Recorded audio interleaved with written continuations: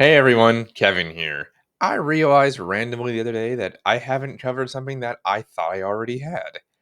Interview red flags.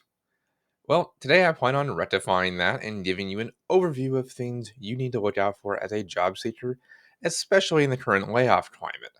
So let's just hit the ground running then, shall we? Number one, an excessive number of interviews. This is the only one I have actually covered on another video already where I mentioned that most interviews in corporate tend to be in three stages: one with the recruiter, one with the hiring manager, and another with the head of the team you'd be working with. Now, that number can vary wildly, of course, and it's just a barometer I always mention because we don't live in a perfect world where things move quickly, unfortunately. The problems arise, though, when companies go beyond this, and I'll quote my video on managing interview fatigue. Companies take a lot of risk during a hiring process, but making an interviewee go through sit cycles over the course of a couple of months is not sustainable and, frankly, doesn't respect the time of their applicants. It's a huge red flag when they just string you along with the hope of a job for months on end.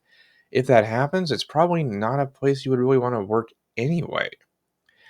Number two, continuing this idea, you also have the companies who constantly reschedule and move your interviews around.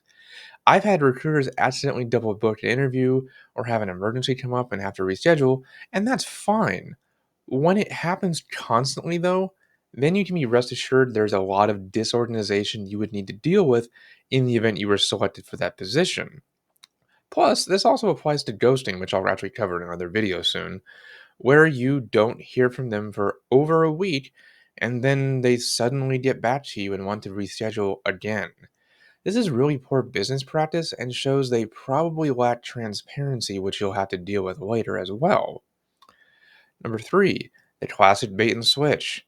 I've been the victim of this one myself multiple times. Basically, you go into the interview for the job you want and find out during it that the position has somewhat drifted from what you applied for. Whether that be new duties you have to perform or the ones that really drew you to the application in the first place have now been removed.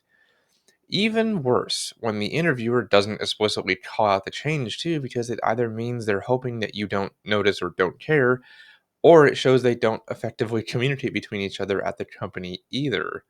Their needs can easily change, sure, but it can be a major red flag when they do it in this way. And number four, your values don't align with theirs. This one probably sounds a little obvious, but it's really important to remind you of. Have questions ready to assess the company's vision statement, values, culture, and objectives moving forward. I really value autonomy, just for instance, and if it is clear that I'm going to be micromanaged or that there is a significant number of steps to getting anything done, then I would take pause after knowing that. Number five, and one of my favorites, the interview wasn't a conversation. Interviews are supposed to be a two-way street where both the applicant and the interviewer don't just have a Q&A session, but rather freely talk with one another. My best interviews were always ones in which they never felt like interviews, just conversation between two adults. They feel more natural like that and honestly are just more human too. If an interview is instead very monodirectional, there's no smiling and they seem distracted or not engaged, it's a serious red flag. I can even sense when the energy is off and either try to refocus the distraction or just get through it if I know that I probably wouldn't want to work with them because of that lack of connection. And finally, I'll wrap with an instructional design specific red flag for all the you IDs out there. Number six, the interviewers want you to know every single authoring tool on the planet. Most companies will only need you to know two or three because that's all they can actually afford or even need for that matter. If they are saying they want you to know Storyline, Rise, Camtasia, Captivate, Canva, Beyond, and even Lectora, chances are they're unicorn hunting and don't even really know what they want either. So just be on the lookout for that. For now, though, I think I've given you a handful of red flags that to watch out for.